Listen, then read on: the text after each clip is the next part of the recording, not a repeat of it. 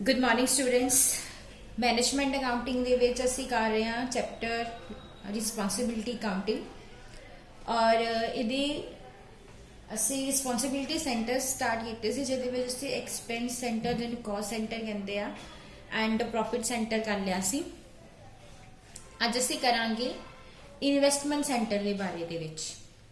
Investment centre ਉਹ NTT ਉਹ segment ਆ ਆਰਗੇਨਾਈਜੇਸ਼ਨ ਦਾ ਜਿਹਦੇ ਵਿੱਚ ਮੈਨੇਜਰਸ ਨੇ ਸਿਰਫ ਰੈਵਨਿਊ ਨੂੰ ਕੰਟਰੋਲ ਹੀ ਨਹੀਂ ਕਰਨਾ ਬਲਕਿ ਇਨਵੈਸਟਮੈਂਟ ਨੂੰ ਵੀ ਕੰਟਰੋਲ ਕਰਨਾ ਆ। ਕੱਲੀ ਰੈਵਨਿਊ ਤੇ ਕਾਸਟ ਨੂੰ ਕੰਟਰੋਲ ਨਹੀਂ ਕਰਨਾ, ਇਨਵੈਸਟਮੈਂਟ ਨੂੰ ਵੀ ਕੰਟਰੋਲ ਕਰਨਾ ਆ।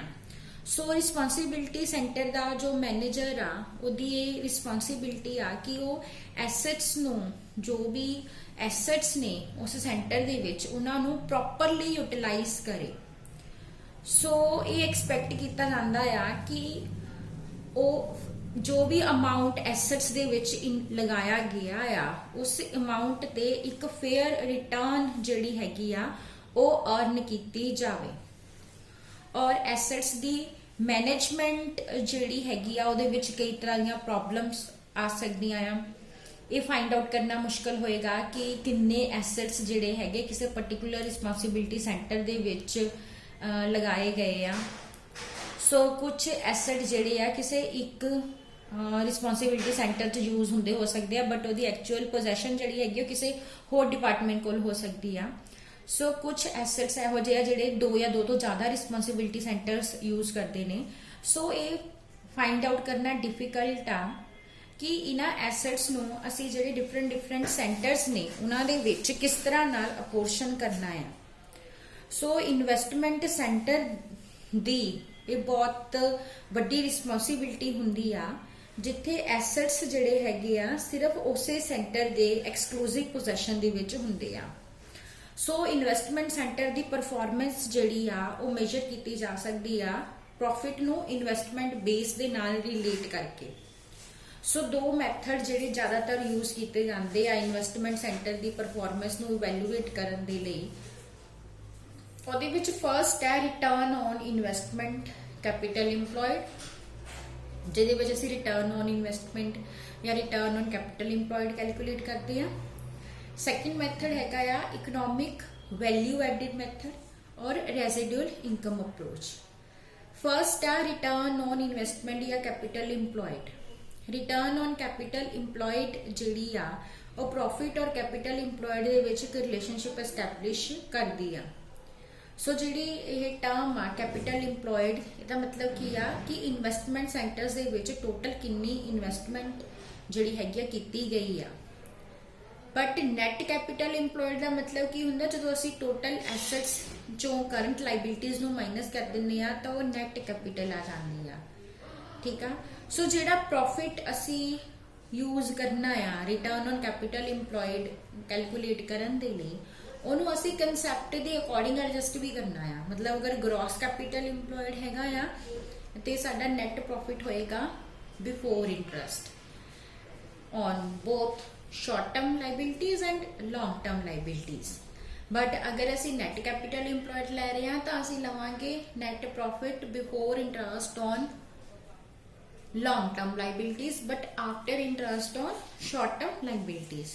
so ਇਹਦੇ ਅਕੋਰਡਿੰਗ ਅਸੀਂ ਆਪਣੇ ਪ੍ਰੋਫਿਟ ਨੂੰ ਜਿਹੜਾ ਆ ਐਡਜਸਟ ਕਰਨਾ ਆ ਜਿਹੜਾ ਅਸੀਂ ਕੈਪੀਟਲ ਇੰਪਲੋਇਡ ਨੂੰ ਚੂਜ਼ ਕਰਨਾ ਹੈ। ਸੋ ਫਾਰਮੂਲਾ ਸਾਨੂੰ ਦਿੱਤਾ ਆ ਰਿਟਰਨ ਔਨ ਇਨਵੈਸਟਮੈਂਟ ਕੈਲਕੂਲੇਟ ਕਰਨ ਦਾ ਨੈਟ ਪ੍ਰੋਫਿਟ ਨੂੰ ਡਿਵਾਈਡ ਕਰਾਂਗੇ ਕੈਪੀਟਲ ਇੰਪਲੋਇਡ ਦੇ ਨਾਲ। ਉਸ ਤੋਂ ਬਾਅਦ ਨੈਕਸਟ ਸੈਕਿੰਡ ਮੈਥਡ ਜੋ ਹੈ ਉਹ ਹੈ ਇਕਨੋਮਿਕ ਵੈਲਿਊ ਐਡਿਡ ਔਰ residual income approach.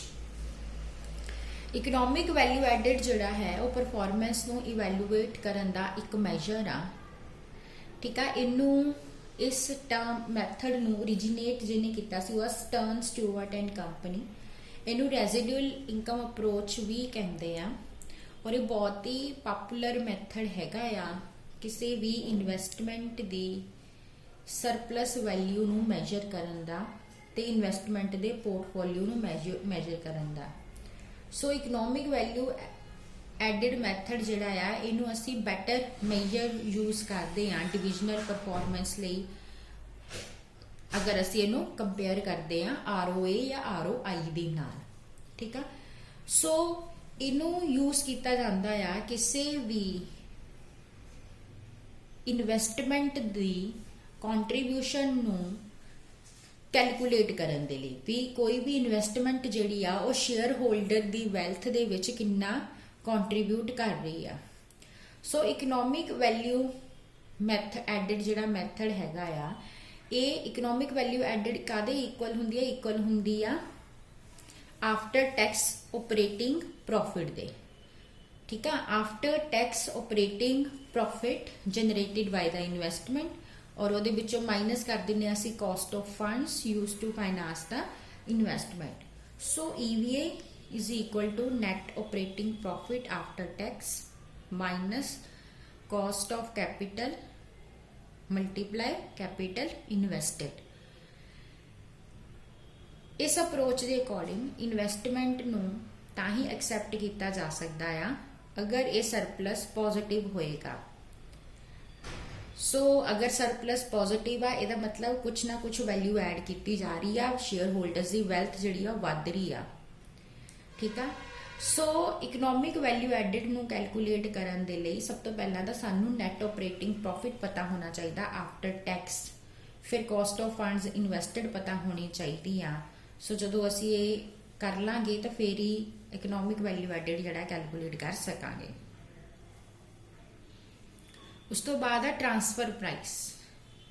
Transfer price वो प्राइस आ जिन्हों यूज किया जाता है गुड्स और सर्विसेज जिहड़ियां कि एक प्रॉफिट सेंटर डिलीवर कर रहा है किसी दूसरे रिस्पॉन्सिबिलिटी सेंटर नूं ओदी प्राइस मेजर करन दे लई, ठीक है। जो एक रिस्पॉन्सिबिलिटी सेंटर अगर वो प्रॉफिट सेंटर आ और जो दूसरे प्रॉफिट सेंटर रिस्पॉन्सिबिलिटी सेंटर नूं गुड्स डिलीवर करेगा तो उन्होंने गुड्स और सर्विसेज नूं वो किस प्राइस से डिलीवर करेगा, किस प्राइस से ट्रांसफर करेगा, उन्होंने असीं ट्रांसफर प्राइस कह दिंदे आ। हुण असीं ये कहंदे पए आ कि जिन्नी भी कंपनी दे विच प्रॉफिट सेंटर्स हैगे आ असीं उन्हां दी परफॉर्मेंस नूं इवैल्यूएट करना आ, बट ये इवैल्यूएशनस हो ही नहीं सकती अगर असी उन्होंने जो आउटपुट आ उन्होंने ट्रांसफर प्राइस से डिलीवर नहीं करांगे, ठीक है जी।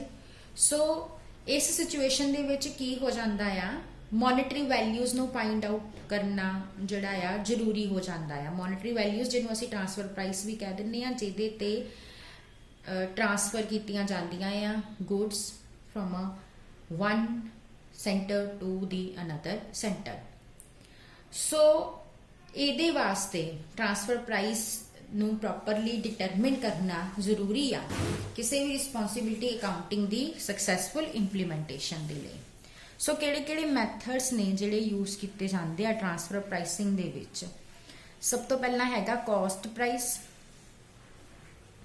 सैकेंड आ cost plus normal markup, third हैगा incremental cost, shared profit relative to the cost, market price, standard price, negotiated price, dual और two way price।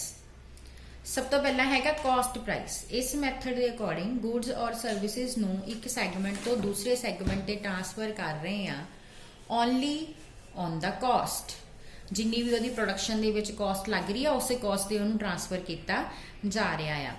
सो ये जिहड़ी कॉस्ट लैनी आ असीं एक्चुअल कॉस्ट भी लै सकते हैं तो स्टैंडर्ड कॉस्ट भी लै सकते हैं, ठीक है। ये मैथड का फायदा की है सिंपल आ ईजीली ऑपरेट किया जा सकता है। बट ये की होएगा प्रॉफिट फिगर्स जिहड़ियां वो फाइंड आउट नहीं कीतियां जा सकदियां क्योंकि असी कॉस्ट ते ही गुड्स नूं डिलीवर कर रहे हैं ट्रांसफर कर रहे हैं। सो वो सेंटर कितना प्रॉफिट अर्न कर रहा है तो असी फाइंड आउट ही नहीं कर सकते क्योंकि असी कोई मार्जिन ऐड ही नहीं किया। सैकेंड है कॉस्ट प्लस नॉर्मल मार्कअप। ਇਹਦੇ ਵਿੱਚ ਕੀ ਕੀਤਾ ਜਾਂਦਾ कि सिंपल कॉस्ट प्राइस मैथड आप यूज कर लेना ਉਹਦੇ ਉੱਤੇ ਇੱਕ ਮਾਰਜਨ ਐਡ ਕਰ ਲੈਣਾ प्रॉफिट का मार्जन, ठीक है। जिद्दां ਆਪਾਂ ਕਹਿੰਦੇ भी कॉस्ट ਤੇ 10% ਐਡ ਕਰਤਾ ट्रांसफर प्राइस ਕੱਢਣ ਲਈ ਜਾਂ 5% ਐਡ ਕਰ ਦਿੱਤਾ। सो ਇਹਨੂੰ ਅਸੀਂ कॉस्ट प्लस नॉर्मल मार्कअप ਕਹਿ ਦਿੰਦੇ ਆ। थर्ड हैगा इंक्रीमेंटल कॉस्ट। ਇਹਦੇ ਵਿੱਚ ਕੀ ਹੁੰਦਾ कि इंक्रीमेंटल कॉस्ट ਨੂੰ यूज ਕੀਤਾ ਜਾਂਦਾ ਆ ट्रांसफरिंग डिवीजन द्वारा। इंक्रीमेंटल कॉस्ट ਆਪਾਂ ਕਿੱਦਾਂ कैलकुलेट करनी ਆ, दो तरीके आ, अलग-अलग ਸਰਕਮਸਟੈਂਸਿਸ ਤੇ डिपेंड करदा। अगर तो पूरी प्रोडक्शन ट्रांसफर करनी है within the same company तो इंक्रीमेंटल कॉस्ट की होगी, will be the total of variable cost. उन्होंने जो वेरीएबल कॉस्ट का टोटल है ना ट्रांसफरिंग सेंटर का, plus fix any fix cost which are directly attributable to the centre, उन्होंने असी इंक्रीमेंटल कॉस्ट कह दें। ठीक है, सो इंक्रीमेंटल कॉस्ट जी आप कैलकुलेट करांगे ना, मतलब वो तो सेम ही होगी जो कॉस्ट प्राइस मैथड च आप लगाया वही वाली कॉस्ट होगी। सैकेंड अप्रोच दे विच की हुंदा कि असी गुड्स और सर्विसेज नू सोल्ड कर रहे हैं आउटसाइड कस्टमर नू या with in the same company, उस केस दे विच इंक्रीमेंटल कॉस्ट जिहड़ी आपां लैनी है ओहदी अपॉर्चुनिटी कॉस्ट लैनी है, मतलब ओनू रेवेन्यू दा कितना लॉस होएगा अगर ट्रांसफर जिहड़ी आ वो आउटसाइड कस्टमर नू ना करके विद इन द ऑर्गेनाइजेशन की जाऊगी। सो ਉਹਦੇ अकॉर्डिंग इंक्रीमेंटल कॉस्ट ਲਈ ਜਾਂਦੀ ਆ। नैक्सट मैथड है शेयर्ड प्रॉफिट और रिलेटिव टू द कॉस्ट। इस मैथड के अकॉर्डिंग कोई प्राइस नहीं चार्ज किया जाता इंट्रा कंपनी ट्रांसफर ਲਈ, rather out of total sale revenue of company the aggregate cost of various division is deducted to find out the profit of the company as a whole and profit is shared।